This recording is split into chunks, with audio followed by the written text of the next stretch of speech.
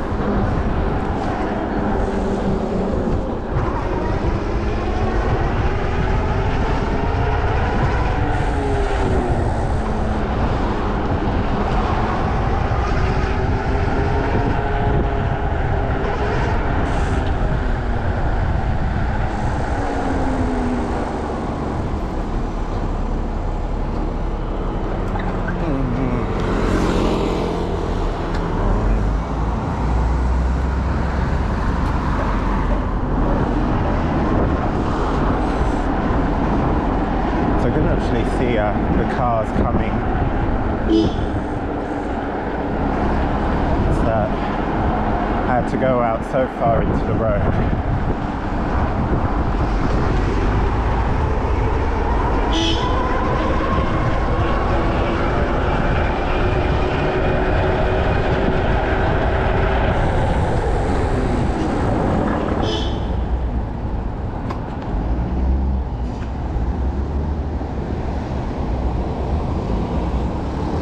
Seems to be almost honking for the fun of it, but I know they were honking before because the car in front of them was driving so slow.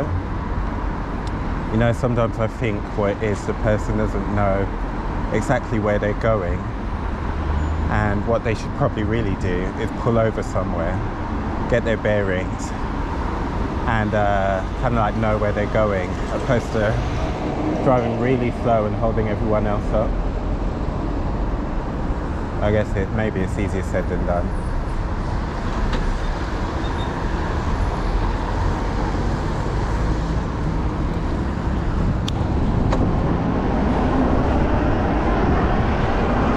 So today we've got a short course. I can't remember, to be honest, what the short course is about.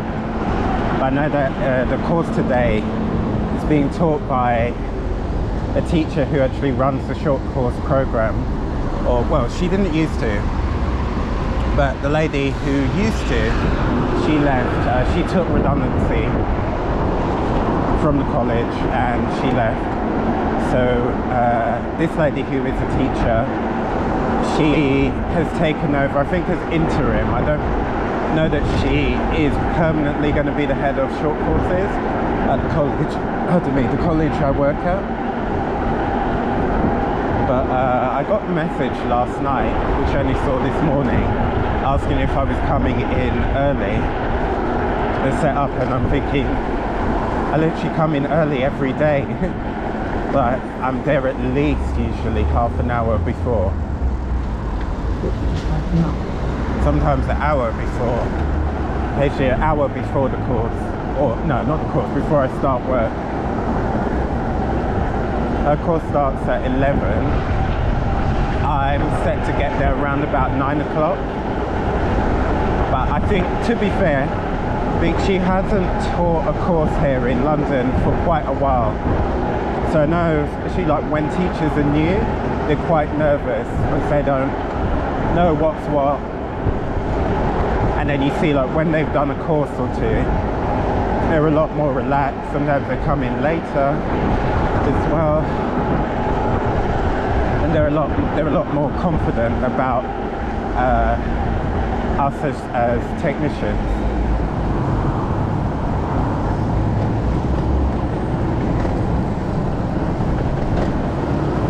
This is where, you know, by then, like, you kind of have a relationship with them as well, so that helps.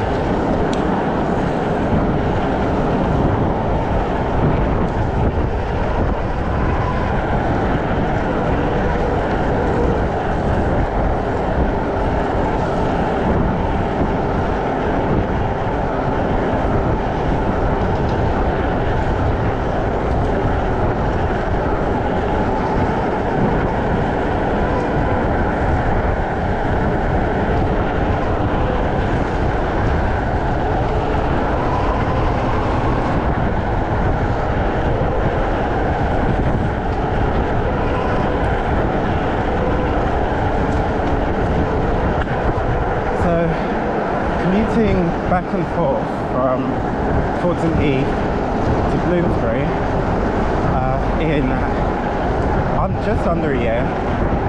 I've done over 2,000 miles now on this bike. And the other day I was watching a video about this guy, and what he did in the previous video, he'd ridden a bike from London to Paris for the Olympics.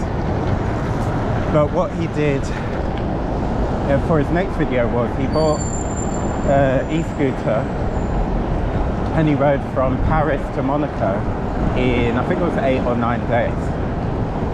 It's a type of video that I really enjoy, the whole challenge aspect, and you know, I like e-bikes. So one day it would be my dream to do a similar thing. I don't know if I would go across a country, but I definitely would love to go from here to Brighton, something like that as a start. I think because I know it's possible with a bigger battery pack. So with this bike, it's designed in a sense to kind of be a bit modular, so it has mounting points where you can put a second battery. I think at a stretch you might even be able to get a third battery on. And so if you bought this standard battery, another one, you could just have it mounted, and then you could switch it out when the first battery gets low or runs out. Or you can buy, it's possible to get batteries with more storage in them, and it's also possible to run the battery so they act like one battery. But what I've seen in the videos is you need to have them both charged at the same state. Whereas I'm not sure what happens, but you're just told not to. So I think basically the best thing to do is have them both fully charged.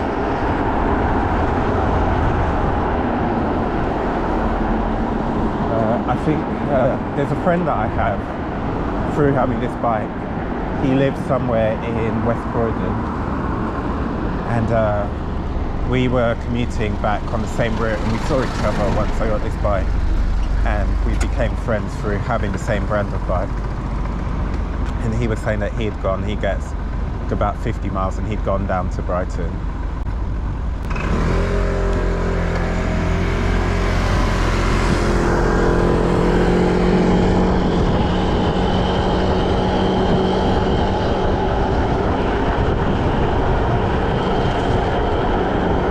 I think the other thing that prompted me to do some filming today was not only that it's dry, but it's quite bright as well and sunny, even though it's cold.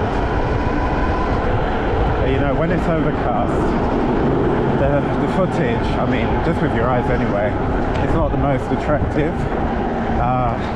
You know, looking all kind of grey and gloomy. So I think that helped me to decide to do some filming today, since you can see blue skies. But yeah, with this short course that's on today, what I've got to do when I get there is I've just got to, so apparently it said there were 10 students, but somebody booked a place, I think quite late in the day. So I've just got to add materials for an extra person.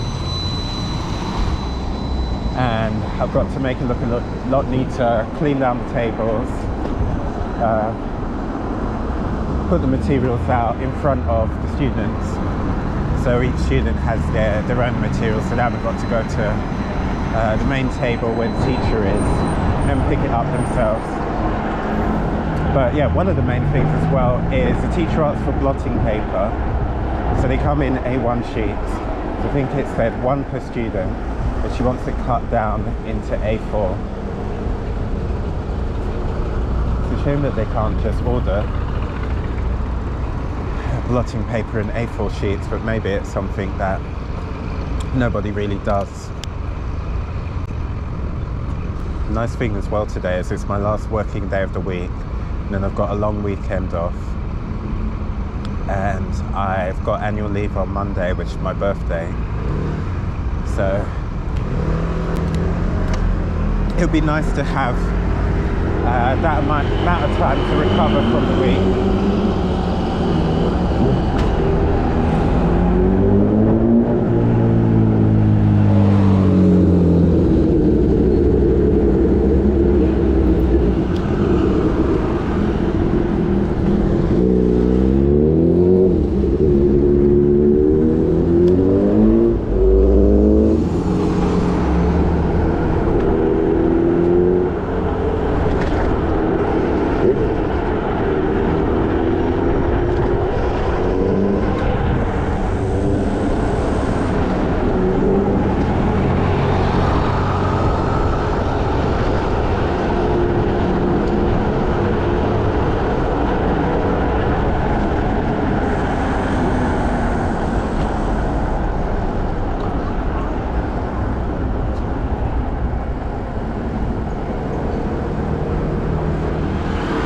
Done as well is kept an eye on fully charged bike shop's website, because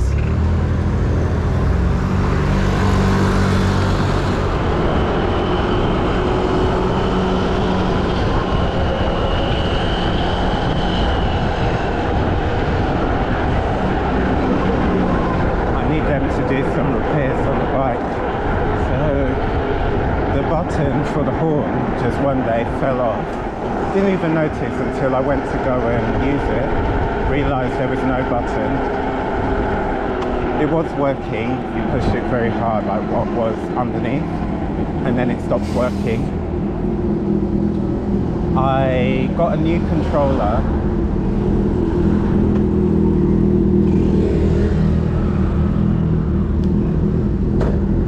And to put the controller in, they have to take the saddle off.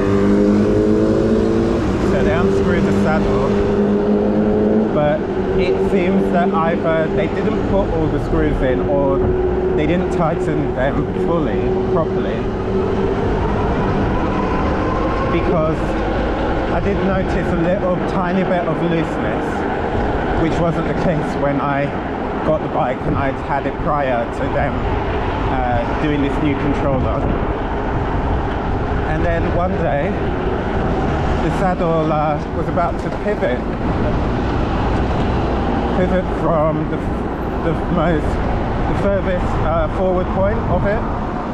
So I managed to find a screw at work, and that fitted, and I fastened that up, and that seemed to be fine. And then there was a bit of looseness, and it was then pivoting from another point where, so it seemed that some screws had fallen out. So I went to Fully Charged, they're a branch in London Bridge, and so they said to me, yeah, like they can do that under warranty. They seemed quite surprised about the screws, and but they said, oh, you might want to do it when you have like quite a bit of time off. So I think there was a weekend where I had another long weekend, 3 days off. But when I looked at their appointment slots for repairs, they were fully booked throughout this whole month. I think they were booked through November or halfway through. But I guess the thing is, they only have one store in London, and I think they might have 4 stores in total.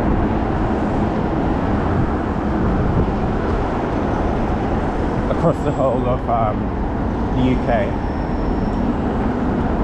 So yes, there's only so much man hours that they have to dedicate to that. So they are quite good in the sense that they are quite helpful. So you might not be close to one of their stores. So I think the next one is Silverstone. And so what it says on their website is if you don't live near a store, so obviously you can't easily bring it in, you can take it to a bike store near to you, and they can assist that store in doing repairs, because fully charged, in London anyway, are only one of two places that sell Super73s new, but this applies to all the bikes. They do various different e-bikes, and they are an e-bike store. So I found out last month that you can buy Super73s in Selfridges as well. They have the tech department in the basement, and there's one concession that sells e-bikes, and they have some 673s.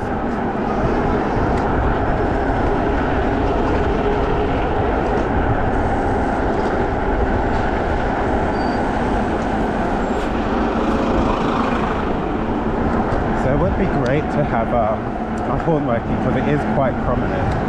It is, I would say, it's as prominent as the horns that you get on mopeds. The only thing is, it's mounted at one of the lowest points. The only thing that's lower than it is the bottom of the tyres on the road. But yeah, when it rains, it seems to get, it seems that it can get filled up with water. But a few blows, a few presses of the horn, and it seems to clear the water out.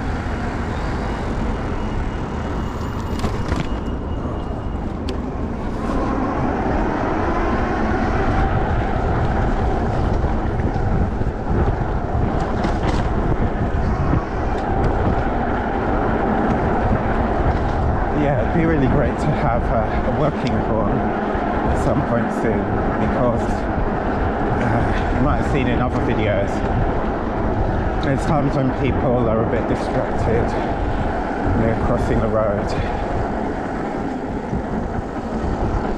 and if I don't have the music on, they don't hear me. To be honest, sometimes you do have the music on and people are just distracted by whatever it might be, their thoughts, their phone.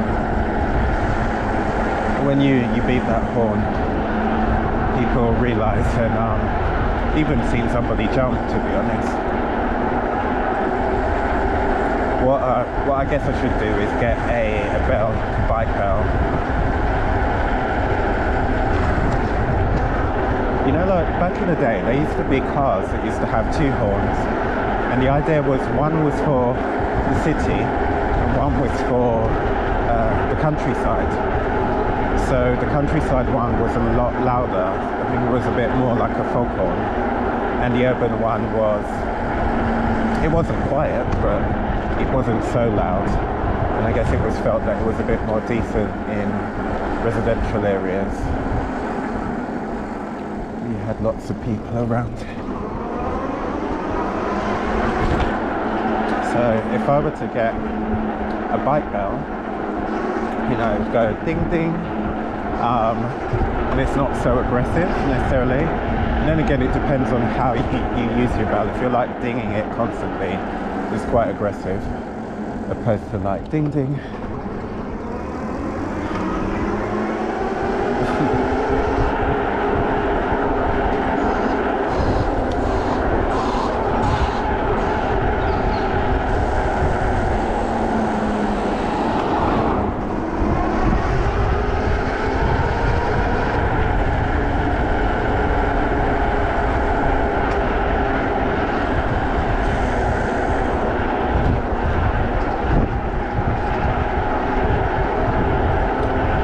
To get to the college, my fingertips get quite cold. I'm only just coming up to about the halfway point on this journey.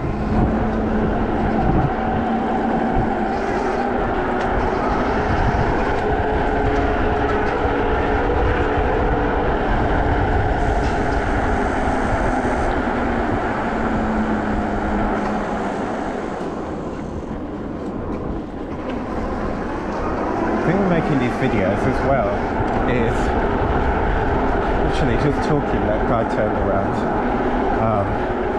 just hearing me talk. But yeah, the thing of making these videos is I don't play the music. It's one of the few times I actually get to hear the sound of the bike.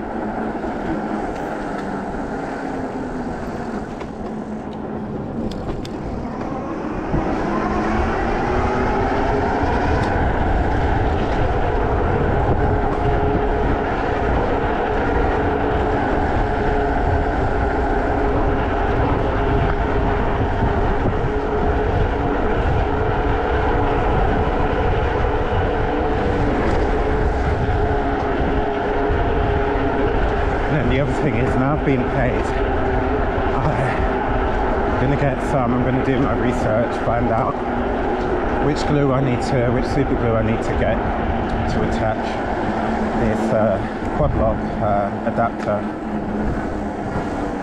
to the new case.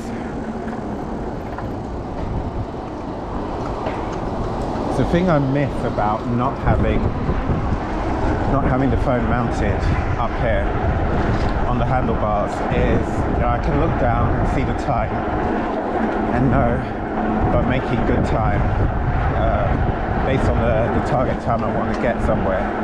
So these 30-minute challenges that I'm doing on the Super73, I mean, I'm going to have a good idea that I can make it to the place in 30 minutes, or usually less. But it's like I truly have no idea. And then things like when I go on lunch, that's another one.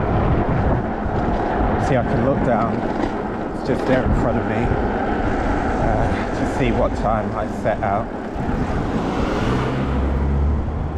And then obviously know what time I need to be back without having to go in my pocket, get the phone out, or like stop,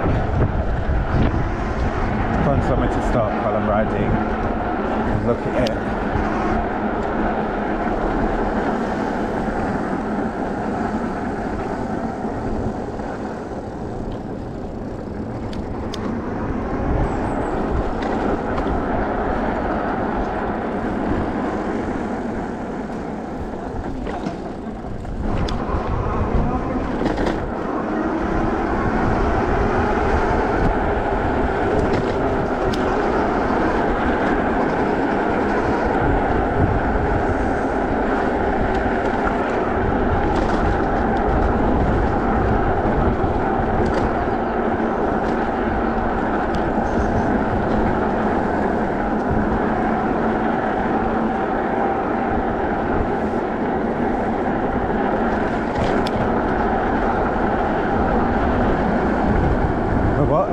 About fingertips getting cold, being cold actually, they're not getting cold, they are cold.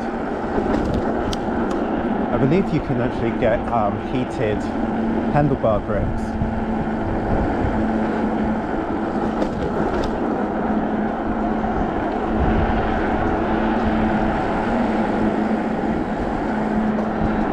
So that would be something on a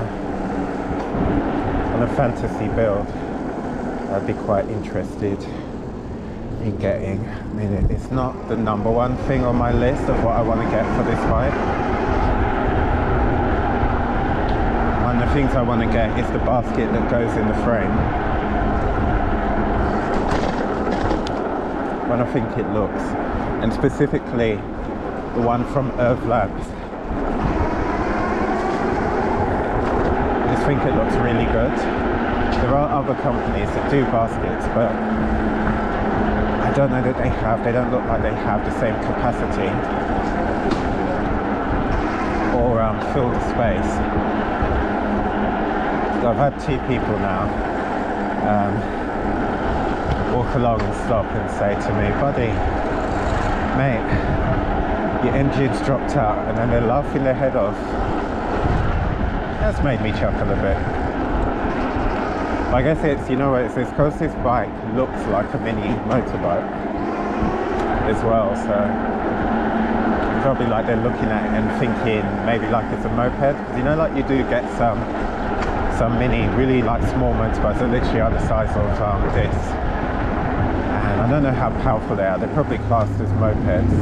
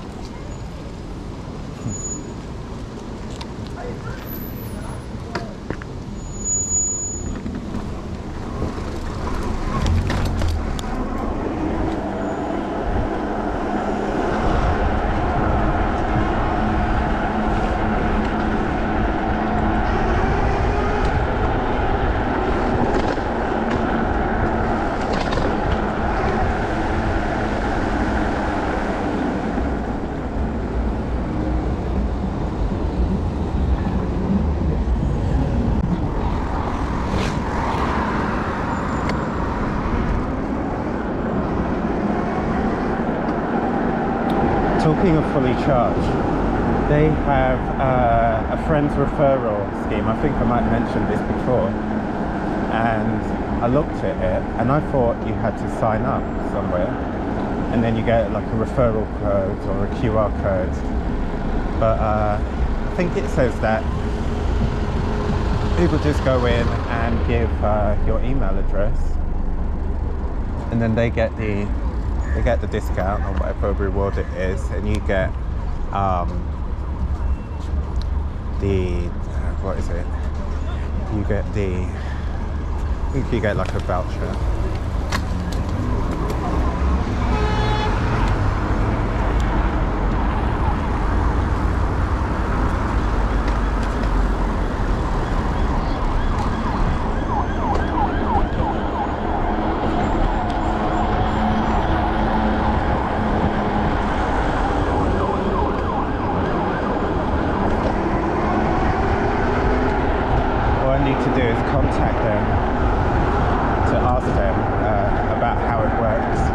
Maybe it's just me, but I didn't feel it was necessarily that clear.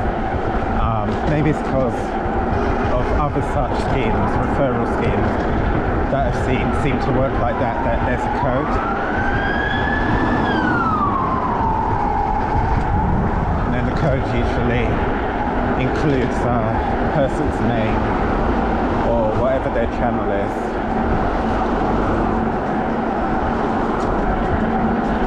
I can't remember the amount of people that it's limited to. It might be like 5 to 10, maybe it's 5.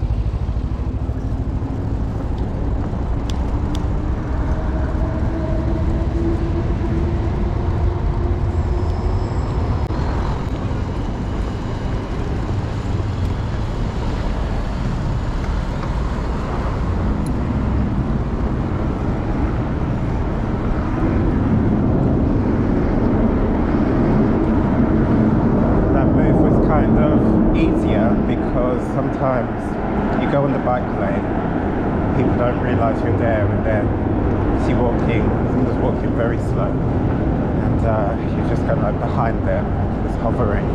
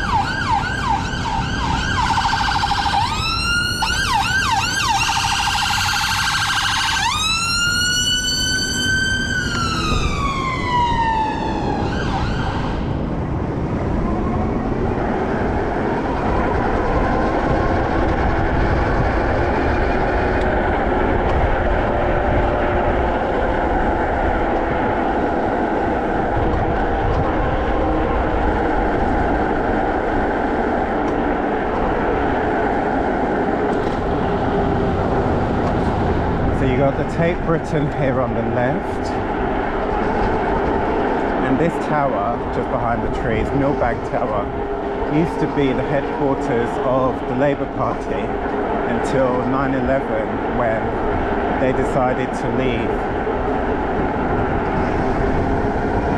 feeling that, I guess, it was a vulnerable building to be in.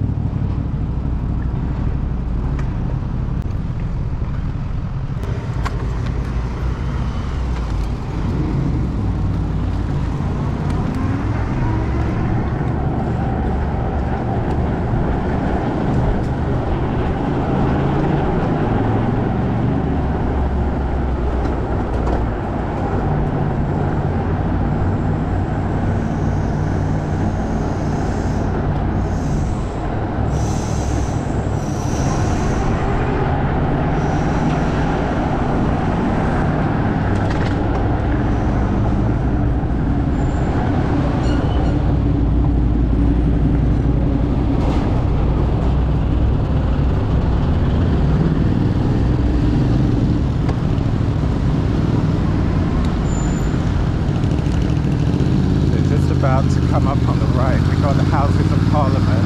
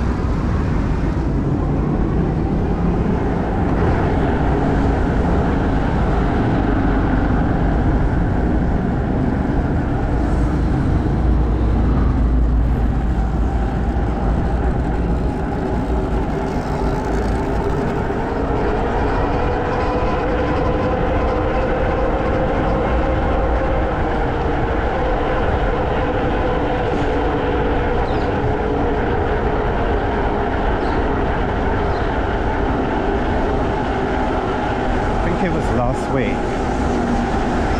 I saw there was a man on this road, Whitehall, and he was using that tool that you use in paving to get rid of you know, sometimes like Mother Nature manages to get a foothold into urban areas, into cracks.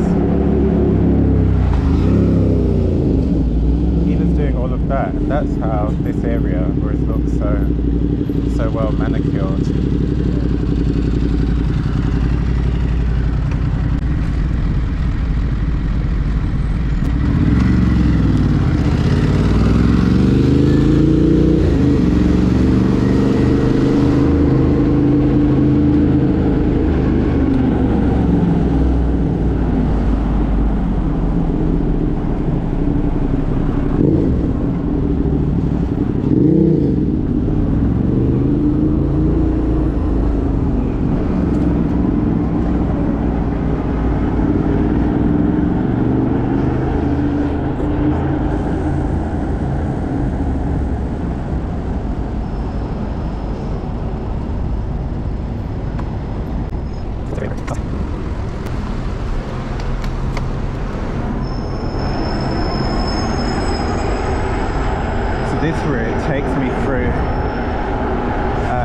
is where you've got all the high-end retail stores in London,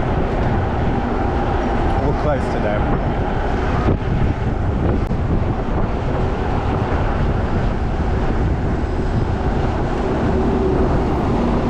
Along this road, you have quite a few private gentlemen's clubs.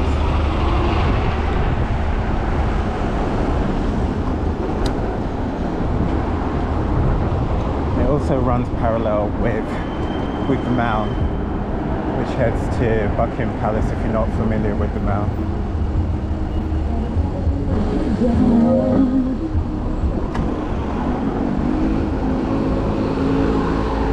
And at the top of this road you've got Piccadilly Circus, but we're going to turn before we get there.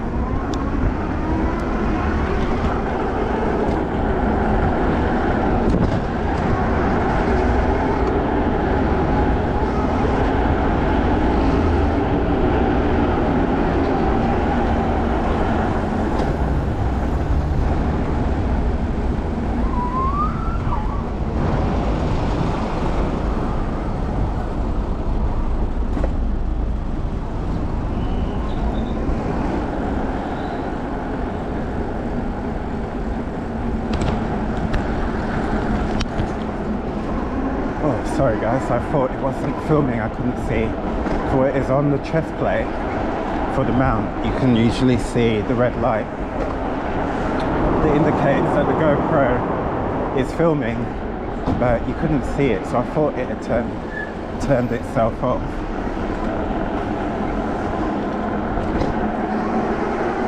But it was only when I tilted it down, it was very obvious that it was still filming.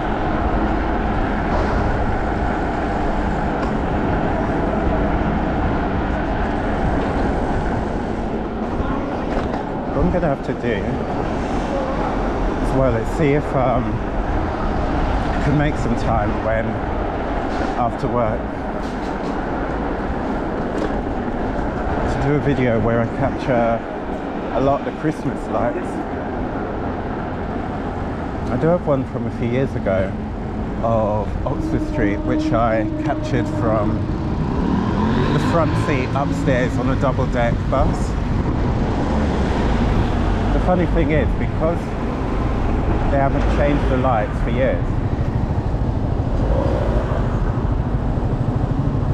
every time I share that video, it doesn't really make a difference because it just looks exactly the same as it does now.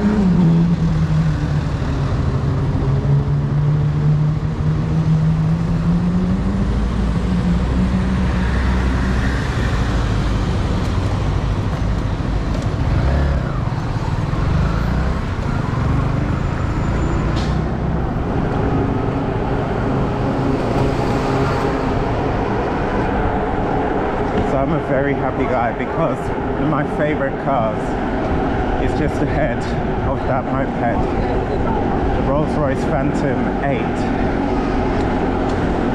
And they've recently, Rolls-Royce has celebrated its 100-year centenary with a special edition of the Rolls-Royce Phantom 8, which costs, I think it costs about £3 million, and it has 24 karat gold plating around various parts of the car. The Spirit of Ecstasy adornment on the hood on these, I think there's only 8 of them as well. The one that's on that car is based on the original Spirit of Ecstasy, as they have changed it a bit, slightly modernised it.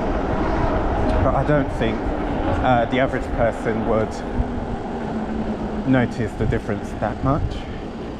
But yeah, the adornment, the statue on the hood, the Spirit of Ecstasy on these ones is gold, 24 karat gold.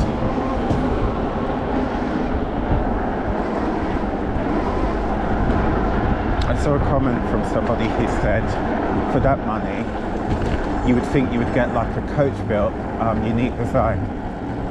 But when I looked at the last coach-built cars that Rolls-Royce did, the drop tail, I think it was called. I think there was about maybe there was two of them. It's either I'm sure it was a drop tail or maybe it was a speed tail. They were 30 million each. So we're about to turn onto Savile Row, famous for suits, and not just any suits, fine tailoring in suits.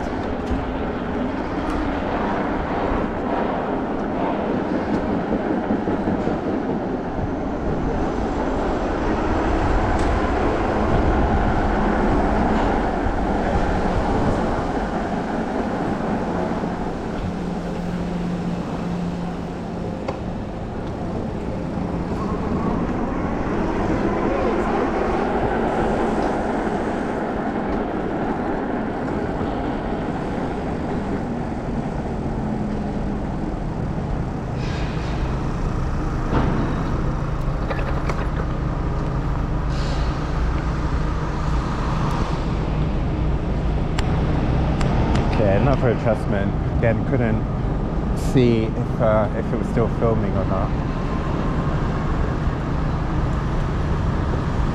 So we're just about to, at some point, go over Regent Street, and we're going to head through Soho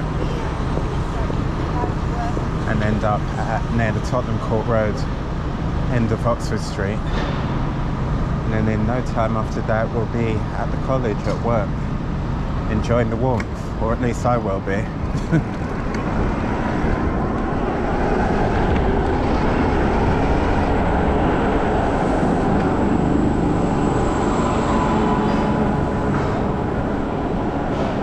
So hopefully it's going to be a smoother journey through Soho, because sometimes at this time of the morning there's a lot of delivery vehicles, garbage trucks and stuff like that, and so you need to stop to do deliveries.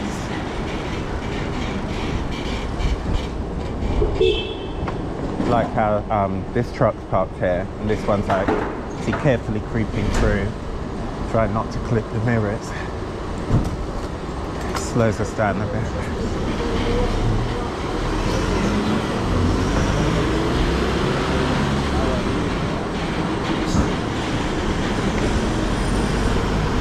This would be like the big benefit of having those delivery trucks that are, I can't remember what they call them.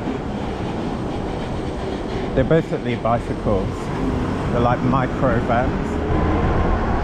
I mean, you'd have to have a lot more of them than these trucks. And obviously they're zero emission, take up less space.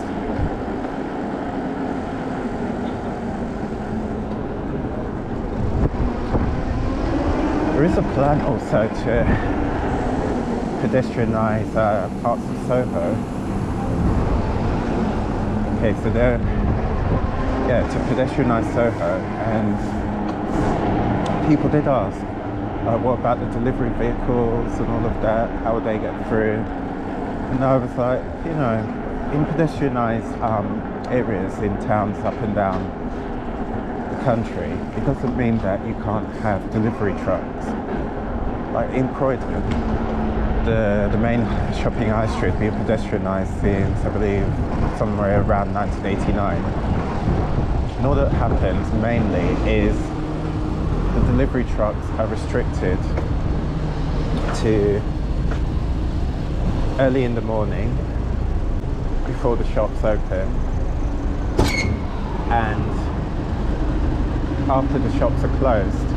And then even then, it doesn't mean that trucks can't go along the pedestrianised area.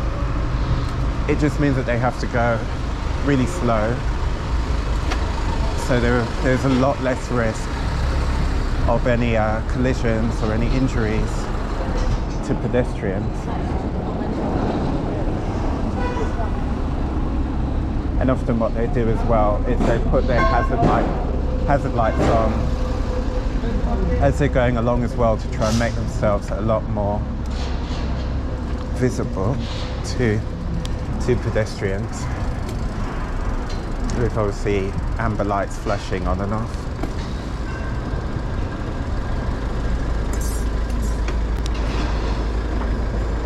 So wasn't that nice being able to get through all of that traffic?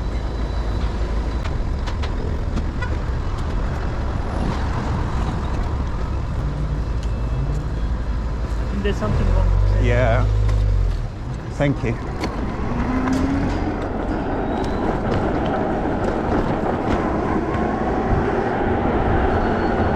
I agree with that guy. The lights never seem to be on the red for that long usually.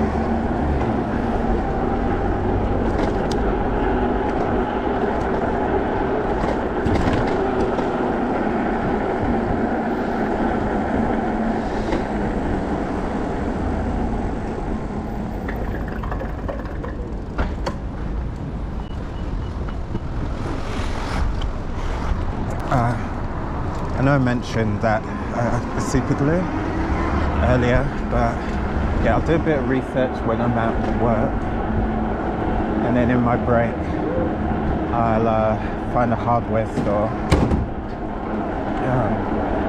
to see which sort of glue I need to get, try and find a hardware store where I can get it, and then get that and have the adapter mounted on the new case, so I can have the phone up front here on the handlebars.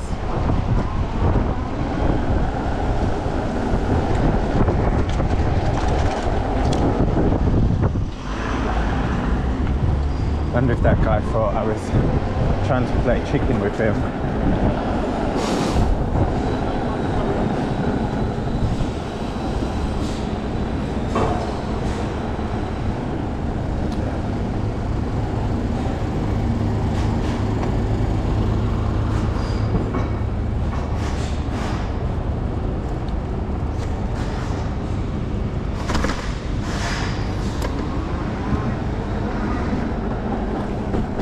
So that thing on the left, that's what I was talking about in terms of delivery. Vehicles a lot smaller, and like earlier in Soho, those two trucks aren't like taking up the full width of the road with nothing else being able to get by.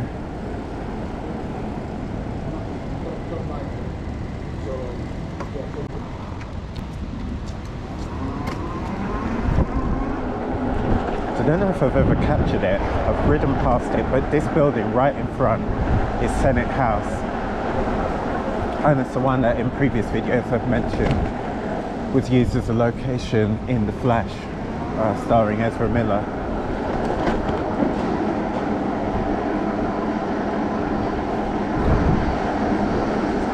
Okay guys, so the journey's nearly over, so if you enjoyed this trip, could you please give me a like, subscribe and share.